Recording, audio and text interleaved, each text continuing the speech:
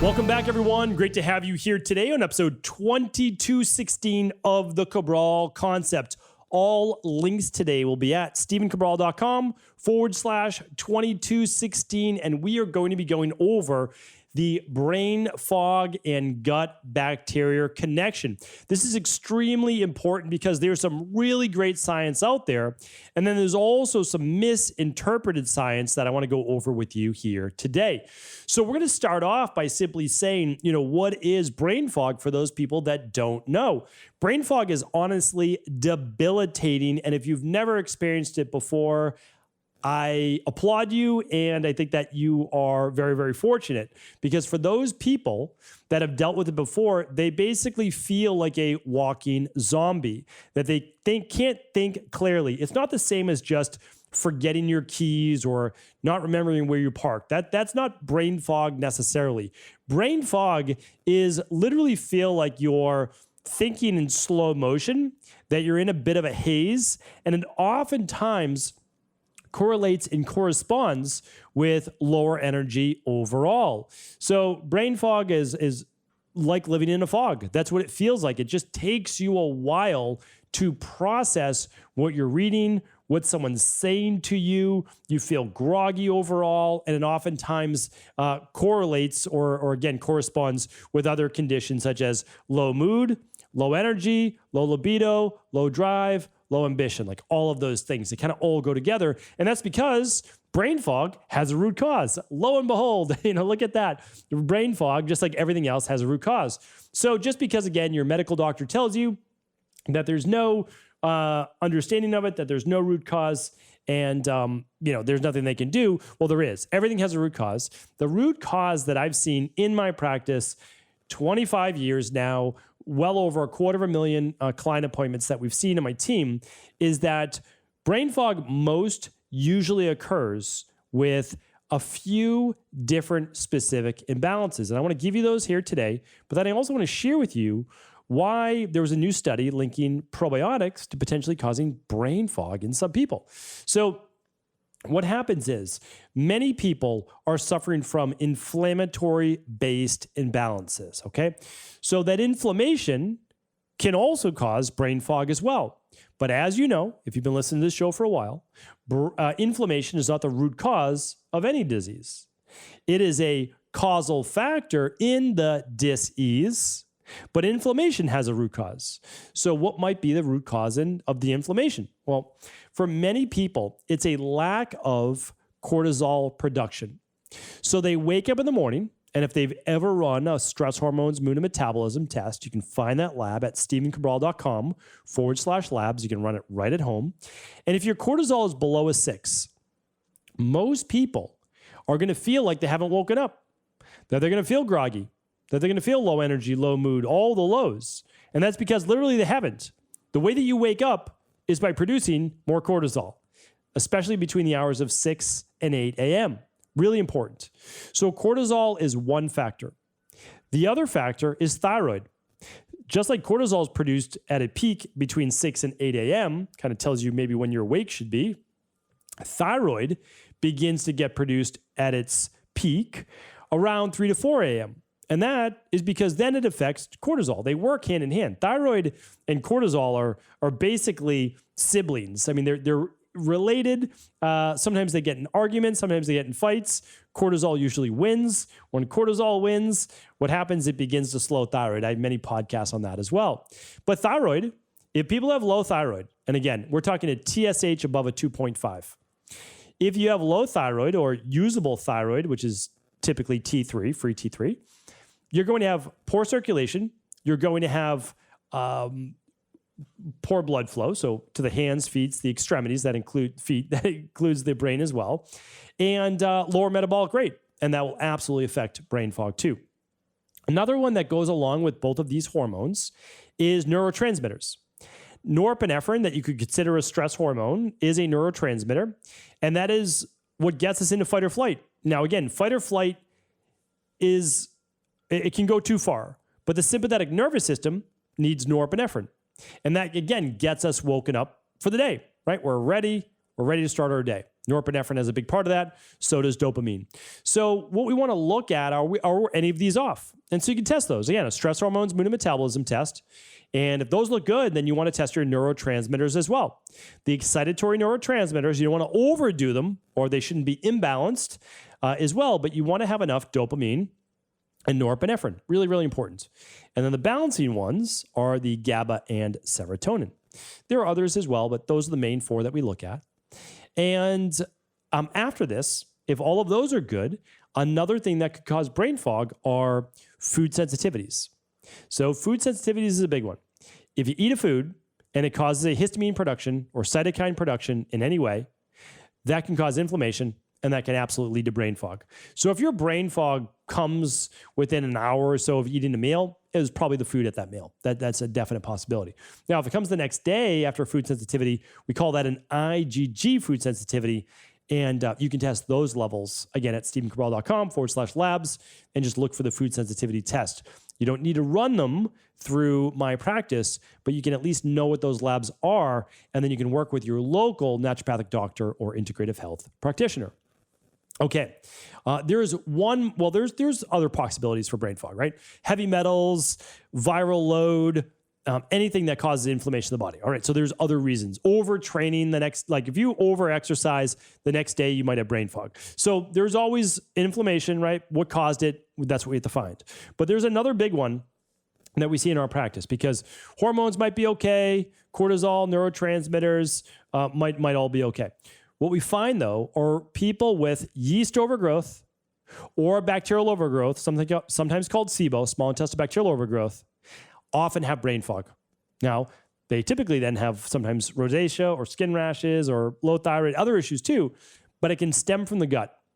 And I want to share with you why. Because there are certain bacteria in your gut that actually produce what we refer to in health as metabolic acidosis. So it can actually increase overall inflammation, right? So when these bacteria or yeast begin to ferment food inside of your gut, you can begin to get brain fog. It's one of the reasons why people go on a keto diet or carnivore diet and begin to feel better. Again, that is a conventional medicine Band-Aid based diet to relieve symptoms. But I understand people want to relieve symptoms, but a practitioner shouldn't be recommending that, because all you're doing is shrinking your gut microbiome, not feeding those yeast or bacteria, and you're just pretending like it'll just go away on its own. That's not what happens, right? Everybody who does a keto diet or carnivore diet eventually stops. Everybody. And even the biggest proponents, they all eat carbs now too, right? So we know that that's not going to work. So what we need to do is say, okay, well, what's going on? Oh, there's an overgrowth of yeast. There's an overgrowth of more pathogenic-based bacteria. How do you find this out? You can run a Candida metabolic and vitamins test, or you can do both, which I would recommend, is running the bacteria and parasite stool test, right? So then you look for what's called positive bacteria, good bacteria, commensal bacteria, basically neutral, and then pathogenic bacteria, which is bacteria that you don't want overgrown. And when you look at these and you find these, you can then say, oh, this is why I have additional brain fog, especially when eating more carbohydrates or carbs in general, even from fruit sometimes. And so again, this is all in the literature. It's showing that a lot of this, can produce delactate. It can lead to more of what's called, like I said, metabolic acidosis. It can create more inflammation in the gut. It can create slower bowel transit time, leading to more fermentation and, again, more bloating, gas, etc. So if you have bloating and gas and you have brain fog, it's almost always, like 9 out of 10 times, related to gut function. So although I'm sharing on the topic of brain fog today, I want you to know that there are no silver bullets in natural health. Meaning like, oh, take this one thing and you'll be better tomorrow. That's not what natural health does. Natural health is about finding the root cause, rebalancing your body from a fundamental and foundational underlying root cause issue. But the nice thing is, when you fix that, you don't just fix the brain fog. You get your energy back. You get your mood back, right? You get your ambition and drive and libido all back. You get your endurance back. You stabilize hormones. And that's because, especially with digestion, well, that's the epicenter where you're digesting all of the nutrients that you need for your body. That's how your body runs. Vitamins, minerals, amino acids, fatty acids, glucose molecules, right? This is how our body runs. So this is extremely important. All right, let me now bring it full circle.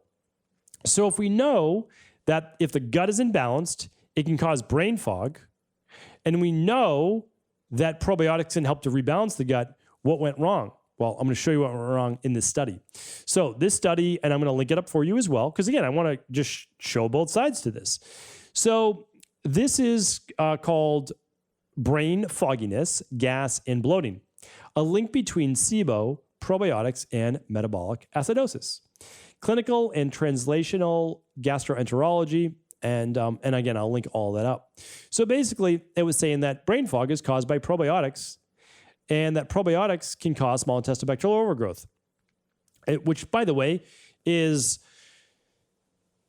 almost entirely false. Like everything about that statement is entirely false. So then you say, well, how can that be? This is a scientific study. Okay, well, so the thing is, most people, and I totally get it, everyone's busy, or again, like most people don't know how to read research papers, which I wouldn't expect them to, right? I don't know how to do tax accounting. I don't know how to do open heart surgery. Like these things are not necessarily taught, but they're very important because when you look at the study, this is what I wanted to share with you.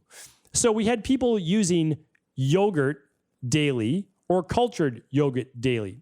Now, why is this an issue? Well, those are different than probiotics. We're talking about when you take cultured yogurt, if it's homemade, it could have trillions of probiotics. We're not talking about 50 billion. We're talking about trillions. That's one. The second is that it's yogurt. The number one food sensitivity in the world is cow's milk dairy. Okay, so just that's one reason. So we've got one that could be an issue with bloating, gas, fermentation. Literally, lactose and a lot of these things cause fermentation. All right, what is the second potential issue in the study? Again, these are just potential issues. Opioid use. 36% of the people were using dairy in their diet. 23% were using opioids. Well, again, this is why it's very dangerous when a scientist has knowledge in only one area, but yet they're making broad spectrum correlations. Okay, opioid use can slow or speed up bowel transit time. It could make the bowels more sluggish. If it makes the bowels more sluggish, there's slower bowel transit time, which means the stool and food stay in one place longer instead of moving through the digestive tract, which should happen over a course of about 12 hours to 24 hours to make it to the colon. It's going to stay there for a bit and then leave the body. From the food in the mouth to out in the bowel movement is typically 24 hours to 36 hours. Stomach, it's there for 1 to 3 hours, depending on the size of the meal. Could be there longer if it's hard to digest. And then it starts to move through the duodenum, the first part of the small intestine, mixes with enzymes, bile, etc. Then the jejunum, nutrients are absorbed, makes its way to the ileum, which is the last part of the small intestine. And then by then, all the nutrients are pretty much done. There are B vitamins made there, though. Very, very important. And then it moves through the ileocecal valve into the cecum. Okay? This study, by the way, excuse me, didn't even talk about how opioids could affect the ileocecal valve. I've talked about the ileocecal valve before. If it stays open, your colon bacteria literally starts to backfill into your small intestine. Not good. But again, they never talk about that in conventional medicine. But here's the wild thing. We've got 36% of people plus using dairy, 23% using opioids, and 43% using proton pump inhibitors, PPIs, which means they're not making stomach acid. Guess what? If you're using acid blockers, you give a free ride for bacteria and parasites in your food to go right into your small intestine because it's the acid that's supposed to kill those things and neutralize them before it ever makes it to your small intestine. A lot of people are worried about PPIs not allowing you to absorb calcium, magnesium, zinc, B12, and other nutrients, and they're right. But the real issue is the pathogens it lets in, which is bacteria and parasites. So, as I said, this study was not done by someone that is really has a real understanding of the gut. And again, I don't know who did the study. I'm not talking negatively about them, but you can't make correlations and have a study like this. And the other is that it's observational. Right? We're not like going in depth and looking at it. But again, what I do want to say is that all of this is still correct, meaning like their study is still correct. Their conclusions are false. And the reason is that these people are giving free rides to their intestines, 43% of them, almost half, by using a proton pump inhibitor. So they're stopping stomach acid. Then almost a quarter are using opioids, which could affect the ileocecal valve, bowel transit time, etc. Then we've got 36.7% taking in dairy on a daily basis. So all of those things can lead to what? Bacterial overgrowth in the intestines. The same exact thing that they were testing for. So I would be careful with that. Now, but I am saying that bacteria can cause brain fog. So I'm in agreement. If you have bacterial overgrowth or SIBO in your intestines, it could absolutely be causing your brain fog. So as I bring this full circle, the number one thing that you could do is if you only ran one lab, if you have gas and you have bloating or any digestive issues, if you can only run one lab, it's the bacteria and parasite stool test. If you're unwilling to do a stool test, the second best lab to run is the Candida, metabolic, and vitamins test. Okay, that's the second. And then that one is a huge test and it gives you so much information. But if you're looking for bacteria, it's not as good as the bacteria and parasite stool test. If you can run both plus a food sensitivity, okay, now that's the gold standard. If you can do all three of those, definitely recommend it. There are bundles that are available to run all three at once. You can find those at stevencabral.com/labs. What this does is it gets to the underlying root cause of what's actually going on there, right? Why the brain fog? Well, the brain fog actually is stemming from something else. Remember, you don't need to run them through my practice. You can always run them locally if you choose to with a integrative health practitioner or naturopathic doctor that specializes in the gut, right? They have to know how to then clean up the gut. I can't go through how to clean up the gut today, but I gave you the lab test. And if you want to know exactly what we do to clean up the gut, you can check out my podcast on the CBO protocol, And I detail that every single step of it so that practitioners can use it as well as everyday people. And I will link that up for you today, along with the study, at stevencabral.com/2216. stevencabral.com/2216. Hopefully today's show was helpful. Please do feel free to let me know what your thought in the comments. And I'm always happy to help if you have any questions. Take care, everyone.